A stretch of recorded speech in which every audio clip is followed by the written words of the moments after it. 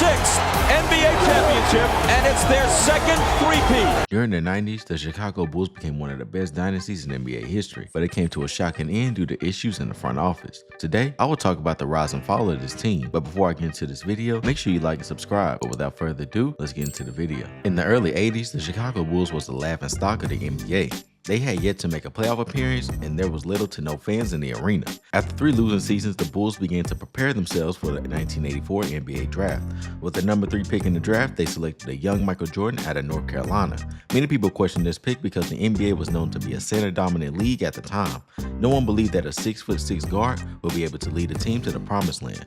But little did we know, he would go on to prove otherwise. During the 1984 season, the NBA world saw the immediate impact Michael Jordan had on the court. In his rookie year, he averaged 28 points and won Rookie of the Year. This gave hope to a franchise that was struggling at one point. A year after Chicago drafted Jordan, Jerry Krause was hired as the general manager.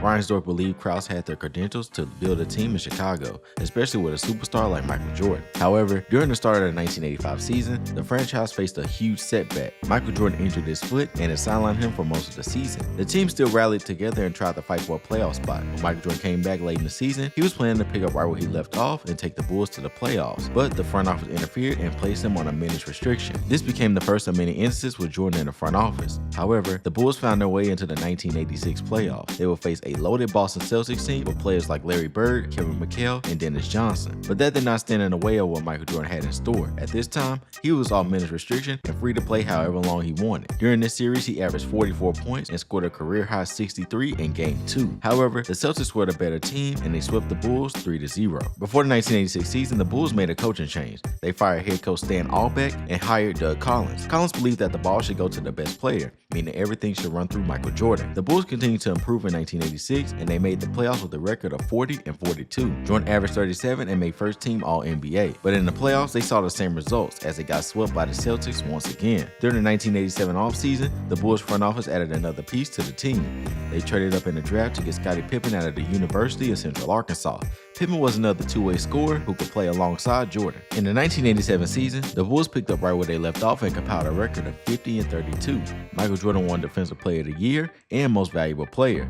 In the playoffs, they faced the Cleveland Cavaliers in the first round. At this time, the Cavaliers were becoming one of the best teams in the Eastern Conference, but in this playoff series, the Bulls proved otherwise, and they beat them in 5 games, with the historic ending by none other than Jordan himself. But the Bulls' toughest challenge came in the second round against the Detroit Pistons. The Pistons gained a reputation for their brutal playstyle, their nickname being the Bad Boys. This team had players like Isaiah Thomas, Dennis Rodman, and Joe Dumars. The Pistons beat the Bulls in 5 games, sending the Bulls home in the second round. In 1989, the Bulls had another shot at the Detroit Pistons in the playoffs. This time, the two teams went all the way to 6 games, but the Pistons still managed to beat the Bulls. Before the next season, the Bulls made another move that took this franchise one step closer to an NBA title. They hired Phil Jackson as the new head coach. Jackson played in the NBA before coaching. He was also one of the assistant coaches under Doug Collins. Unlike Collins, Jackson and his assistant Tex Winters crafted an offense that was more catered to the team, known as the triangle offense. It was an offense that allowed all players to move around and decide what they wanted to do with the ball. This was the perfect offense to beat the Pistons because they mainly focused on guarding Michael Jordan, even creating their own defense called Jordan Rules. During the 1989 season, the Bulls went all the way to the Eastern Conference Finals to face Detroit for the 3rd time. This series went all the way to 7 games, and the Bulls had the biggest chance to knock them off. But prior to the game, Scottie Pippen was experiencing migraines. This set them back, and they ended up losing this game by 19 points. Chicago was hurt by this loss, and this motivated them even more going into next season. In 1990, the Bulls began to make a run for a title.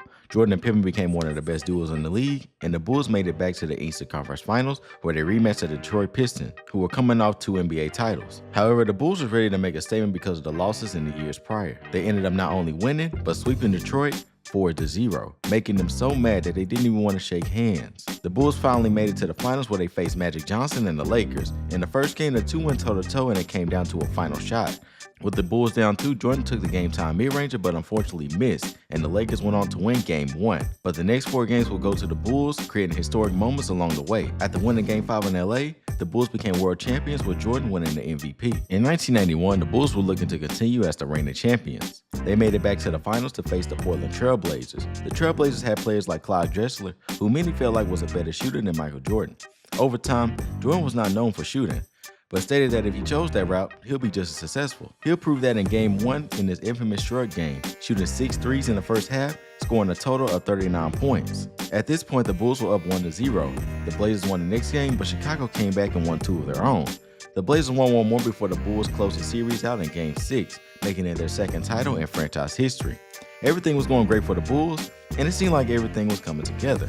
However, Jerry Krause did something that many people on the team questioned, especially Jordan and Pippen. Krause was looking at a player from Croatia named Toni Kukoc. Krause believed that he would become the best player on his team.